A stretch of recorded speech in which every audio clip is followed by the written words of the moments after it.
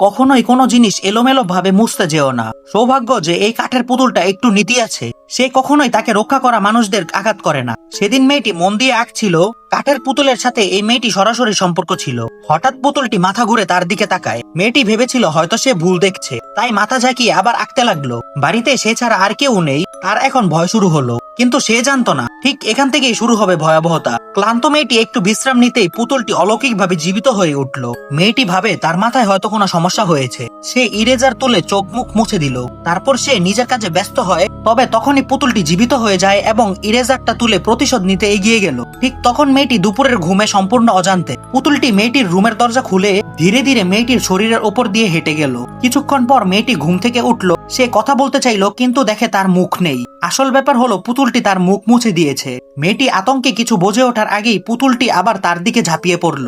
পরের মুহূর্তে মেয়েটি চোখ দুটো মুছে দিল। এই নিষ্পাপ শিশুটির জন্য কোনো বন্ধু চ্যানেলটি সাবস্ক্রাইব করেনি।